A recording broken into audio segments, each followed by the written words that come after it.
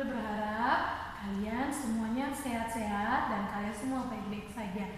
Oke, hari ini kita akan mulai pembelajaran kita. Sebelum kita mulai pembelajaran kita, saat ini semuanya lipat tangannya, tutup matanya, kita berdoa. Tuhan Yesus yang baik, terima kasih kalau pagi hari ini kami boleh bertemu kembali Tuhan di dalam pembelajaran agama ya Tuhan. Tuhan Yesus, saat ini hamba-Mu berdoa buat anak-anak-Mu yang sedang belajar di rumah. Tuhan, berikan mereka kesehatan, kemampuan di dalam mengikuti pembelajaran pada pagi hari ini. Kiranya berikan mereka roh kecerdasan, kepintaran, agar mereka boleh mengikuti dengan baik ya Tuhan. Terima kasih Tuhan Yesus yang baik. Di dalam nama Yesus kami sudah berdoa. Haleluya. Amin. Oke, hari ini kita akan mulai pembelajaran materi baru. Judulnya, kita buka halaman 9. Halaman 9 kita buka. Sudah ketemu semua? Sudah, oke. Halaman 9 yaitu orang-orang yang aku hargai. Ya, memang bertanya, apa sih itu hargai? Menghargai itu adalah menghormati, mengasihi. Itu adalah kita menghargai. Nah, siapakah yang harus kita hormati? Siapakah yang harus kita hargai? Oke, kita akan mulai pembelajaran kita. Buka halaman 10. Ya, kalian bisa lihat. Siapa sih yang masih ingat tentang kisah Bapak Nuh? Iya, ada yang ingat Bapak Nuh itu kisah tentang apa? Oh iya, pintar semua, hebat ya. Kisah Bapak Nuh itu adalah kisah tentang air bah. Air bah yang turun selama 40 hari 40 malam. 40 hari 40 malam, hujan deras datang dan terjadilah air bah.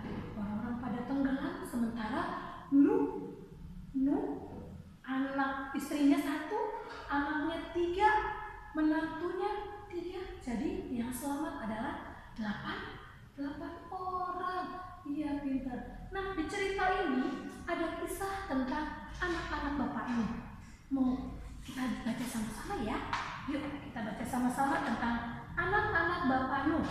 Setelah air bah surut, Bapak Nuh mulai bekerja lagi. Bapak Nuh bekerja menjadi petani anggur.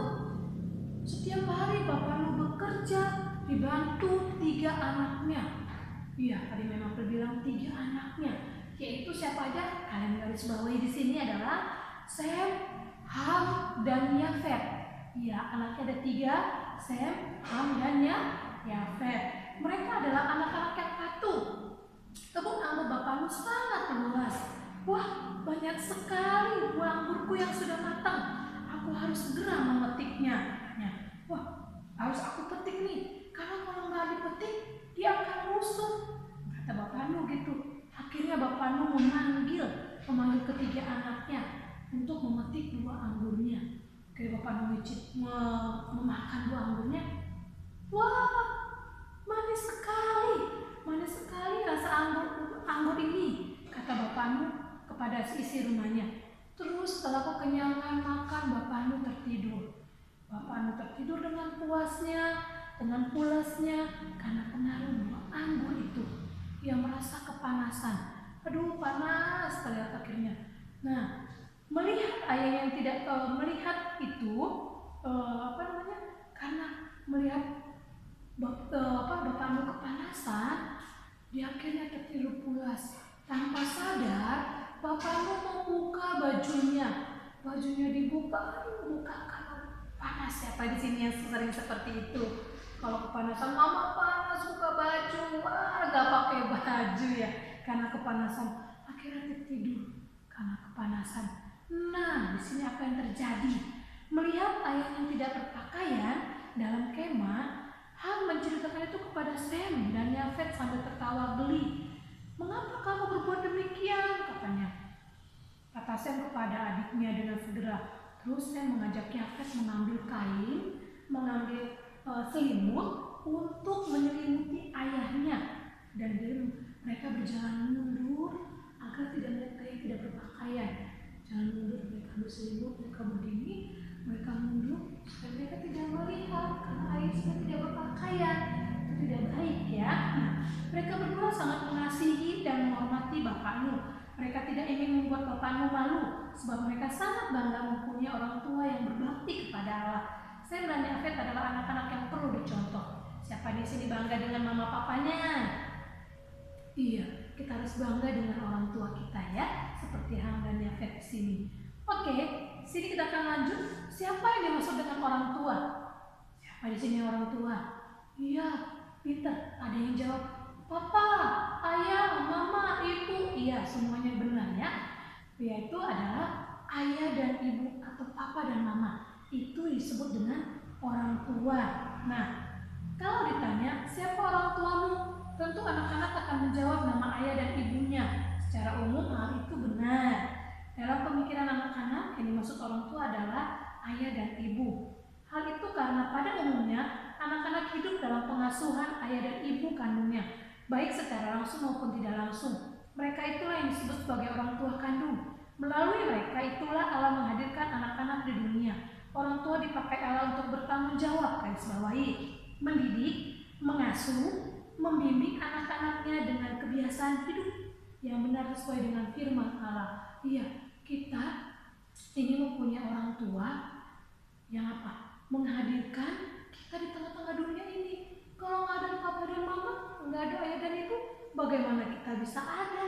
Ya, iya, kita ada di dunia ini karena orang tua kita, karena ayah dan ibu kita, karena papa dan mama kita. Jadi kita harus bersyukur. Nah, tadi saya katakan orang tua tugasnya apa? Membimbing, mendidik, mengasuh anak-anaknya dengan kebiasaan hidup yang sesuai dengan firman Allah. Contohnya apa? Kita baca lagi yuk. Contohnya berdoa sebelum makan, selalu bersyukur, jujur kepada siapa saja, rajin beribadah atau ke gereja. Ya, ini halnya di kebiasaan kita di rumah. Kalau mau makan berdoa dulu ya, kalau mau tidur kita berdoa dulu ya. Tuh, papa dan mama kita mengingatkan kita. Nah, ada juga kebiasaan yang berlaku dan dipakai dalam masyarakat. Contohnya apa? Tidak bersuara ketika makan. Karena mereka buru-buru cepat habis, makanya punya. Enggak boleh begitu ya, makanya harus pelan-pelan ya. Dan yang kedua, bertutur kata yang sopan. Kalau ketemu orang tua, ketemu misalnya guru-guru, selamat pagi miss, ketemu sore selamat pagi mister, selamat sore mister, ketemu tante, ketemu om, ketemu oma, selamat pagi oma, selamat pagi tante. Kita bertutur kata yang sopan. Menyapa seseorang yang tidak menyebut memanggil namanya, misalnya hai bu tanti, nggak sopan ya. Hai bu tanti sini bu, nggak boleh, panggil aja hai tante, halo tante, begitu ya. Nggak boleh manggil namanya langsung, karena tahu nama papanya, misalnya temannya si Ruth, saya tahu bahwa nama papanya Ruth dipanggil, nggak boleh ya. Tetap kita panggil om, apa kabar om, selamat siang om ya. Oke, sopan. Terus menyapa dan berjabat tangan ketika berjumpa seseorang, mengucapkan permisi sambil membukukan badan.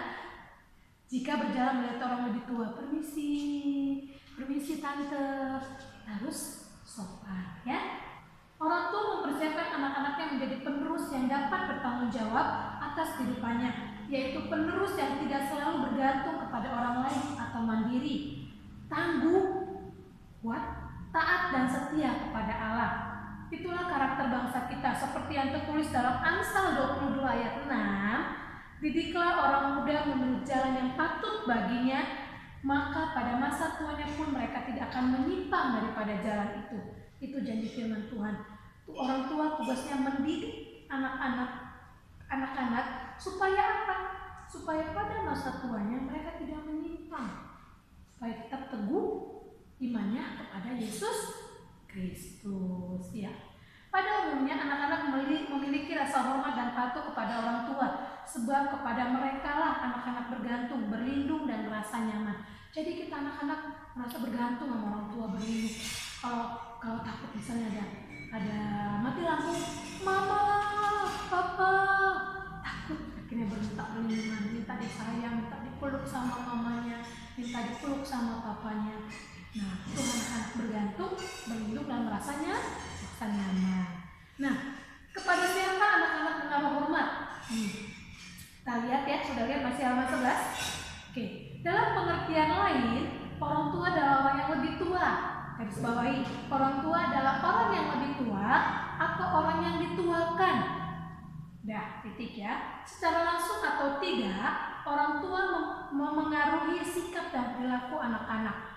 Ya, apapun yang orang tua lakukan itu secara langsung tidak langsung akan dicontoh oleh anak-anak mereka. Dalam keadaan tertentu, orang tua dipakai Allah untuk mendidik, garis bawahi, mengasuh dan membimbing anak-anak menggantikan peran orang tua kandung. Misalnya, ada yang sudah tidak mempunyai orang tua, seperti tinggal di panti. Nah, siapa yang menggantikan orang tua kandungnya? Yaitu kakak-kakak yang ada di panti, kakak-kakak yang lebih tua. Jadi hal menggantikan peran orang tua yang mendidik, yang mengasuh, yang mengajari, yaitu kakak-kakak di panti. Seperti itu ya. Atau misalnya ada yang tinggal sama tante sama omnya, tante omnya yang mendidik, mengajari anak tersebut ya. Oke, contohnya di sini ada. Kepada mereka anak-anak juga harus menaruh hormat dan menghargai layaknya orang tua sendiri. Misalnya dalam surat Timotius 2 ayat 3 sampai 18, di situ bercerita tentang Timotius. Ingat, Timotius dia adalah putra dari ibu Ionike, tetapi diasuh oleh Rasul Paulus. Nah, lihat nih. Mamanya adalah Ionike, tapi yang mengasuh dia adalah bapak Rasul Paulus. Jadi kalau bertanya, siapakah yang mengasuh Timotius? Yaitu Rasul Paulus. Kalau ditanya, siapa namanya ibu Timotius? Baru jawabannya ibu Ionike. Iya. Rasul Paulus sangat mengasihi Timotius, anak dari kota Listra itu. Rasul Paulus mengasuh Timotius sebagai anak sendiri yang dipersiapkan sebagai pelayan Tuhan yang baik. Dalam kisah Alkitab, selain Timotius, ada juga anak-anak yang diasuh oleh bukan orang tuanya. Mereka adalah, kalian garis bawahi, Lot diasuh oleh bapak Abraham. Dalam kisah Kejadian 12 ayat 4 sampai 6. Samuel diasuh oleh bapak Imam Eli. Dalam 1 Samuel 2 ayat 11 ya. Anak-anak menjalani hidup tidak hanya dalam pengasuhan orang tua dalam keluarga, tapi juga dengan orang lain, baik dengan tetangga di kampung, di sekolah ada guru-guru, di gereja ada kakak-kakak sekolah minggu, ada bapak dan ibu gembala atau bapak ibu pendeta, maupun tempat-tempat lainnya ya. Sikap hormat dan menghargai juga diperuntukkan bagi orang yang lebih tua dari usia anak-anak, siapapun mereka, sekalipun belum dikenal. Misalnya kalian ketemu dengan kakak-kakak, nih kalian ketemu dengan kakak yang kelas 6, masuk sekolah nanti. Selamat pagi kak, kalau ketemu kita harus hormat. Orang yang umurnya lebih tua dari kita harus hormat, harus menghargai ya. Nah, sikap hormat dan menghargai juga diperuntukkan bagi orang yang lebih tua dari usia anak-anak tadi ya. Udah memang perlu jelasin. Siapapun mereka sekalipun kita kenal, kita harus hormat ya. Dalam pengertian ini, guru, para pemimpin, aparat, dan pendeta dapat dikategorikan sebagai orang tua atau orang yang dituakan. Mereka juga berjasa bagi anak-anak ya. Di sekolah, mister. Yang kalau di gereja, sekolah minggu, bapak dan ibu pendeta. Di mana lagi? Di pemerintahan kita, bapak presiden. Terus apa lagi? Bapak wali kota, bapak gubernur. Itu yang berjasa ya. Terus aparatnya? Ada bapak polisi, boleh ya. Oke. Sikap menghormati dan menghargai. Masih di halaman 11. Seorang anak yang menaruh hormat dan menghargai orang tua dan orang yang lebih tua dapat dilihat dari perilakunya setiap hari, baik di rumah maupun di luar rumah. Mereka memiliki sikap yang baik sehingga disukai banyak orang. Sikap yang baik itu diantaranya, halaman 12. 1. Taat kepada perintah Tuhan. Apapun itu perintah Tuhan, misalnya pergi ke gereja, baca Alkitab, berdoa, ya. Terus santun dari tutur katanya, misalnya mengucapkan salamnya gimana, sopan mengucapkan sesuatu, kalau mau bertanya tunduk tangan, santun ya. Rendah hati, kalau dikasih tahu menerima, rendah hati, ya miss, ya mister, ya ma, terima kasih ma, rendah hati ya. Oke, sukacita, selalu senyum ya. Kalau ketemu orang harus senyum, harus sukacita ya. Oke, rela berkorban dan sebagainya. Rela berkorban misalnya temannya minta tolong, kita harus Saya berkorban mau bantuin teman. Mamanya minta tolong walaupun kita ngantuk. Misalnya mama sakit kita ngantuk, kakak tolong ngambilin dong minum buat mama. Ya ma, kita berkorban untuk orang tua. Ya, oke. Dapatkah anak-anak hidup bersikap seperti itu? Pasti bisa. Mem yakin kalian anak-anak hebat. Kalian pasti bisa. Kalian pasti mampu. Ya, mulai saat ini berusaha sehingga akan menolongmu. Pasti kamu akan menjadi anak yang dilimpahi berkat dan lebih percaya diri. Ya, kalian pasti dilimpahi berkat oleh Tuhan kalau kalian menjadi anak-anak yang patuh, menghargai orang tua, mengasihi orang tua, menghormati orang yang lebih tua atau orang tua kita. Kalian pasti diberkati oleh Tuhan. Ya, Mem yakin kalian pasti bisa. Kalian anak-anak hebat, kalian anak-anak yang luar biasa. Mem yakin itu. Oke, nah dalam penjelasan Alkitab di sini Kejadian 9 ayat 18 sampai 28 menjelaskan rasa hormat dan tidak menghormati anak terhadap orang tua. Ham adalah contoh anak yang gagal memberi rasa hormat, yaitu dengan membeberkan keadaan ayahnya, memberitahukan, membicarakan keadaan ayahnya yang memalukan itu. Kan ayahnya bukan sengaja buka baju ya, ayahnya kan kepanasan jadinya buka baju. Ini contoh yang tidak baik, jangan ditiru ya. Jadi contoh yang tidak baik tidak boleh ditiru, contoh yang baik boleh ditiru.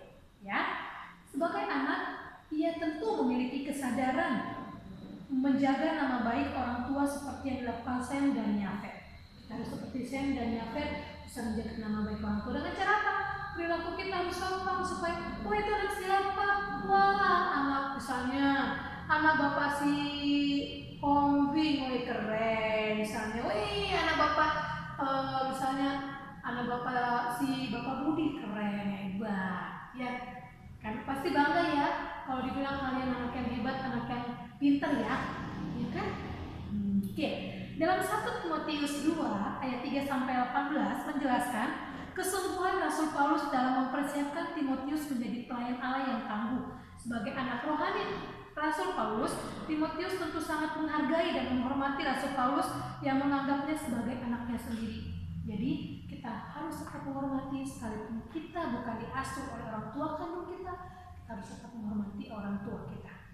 Orang tua kita di rumah maupun orang yang lebih tua dari kita, siapapun itu, kita harus hormat, kita harus sayangi, kita harus kasih. Oke, sampai di sini dulu pembelajaran kita pada hari ini. Yang menjadi tugas kalian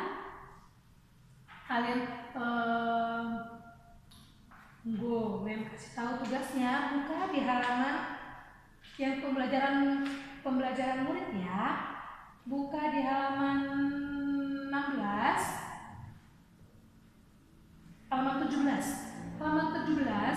kalian videokan ayat hafalan Matius 18 ayat 5. Matius 18 ayat 5. Dan barang siapa menyambut seorang anak seperti ini dalam namaku, ia menyambut aku. Ya, itu ayat hafalannya. Nanti kalau kalian sudah bisa menghafalkan, tolong divideoin sama mama papanya biar kalian bisa kirimkan langsung ke WA-nya Mem April. Oke, sampai di sini dulu pembelajaran kita pada hari ini. Kita berdoa dulu sebelum mengakhirinya. Semuanya lipat tangannya, tutup matanya, kita bersatu dalam doa. Bapak yang baik, terima kasih kalau pada hari ini kami boleh belajar, kami mengasihi, kami menghargai, kami menghormati orang tua Tuhan. Bukan cuma orang tua yang melahirkan kami, tapi orang yang lebih tua dari kami ya Tuhan. Ajar anak-anakmu untuk melakukannya Tuhan, mampukan mereka untuk melakukannya dalam kehidupan mereka sehari-hari. Terima kasih Bapak, hamba berdoa buat mereka yang sedang belajar di rumah. Berikan Tuhan roh kecerdasan, kepintaran, juga semangat dalam belajar. Dan juga berkati orang tua mereka yang mendampingi mereka belajar. Kiranya Tuhan juga memberikan mereka kesehatan, juga berkati setiap apapun yang orang tua mereka lakukan ya Tuhan. Terima kasih Tuhan Yesus yang baik. Dalam nama Yesus kami sudah berdoa. Haleluya. Amin. Tetap semangat, jaga kesehatan, dan God bless you.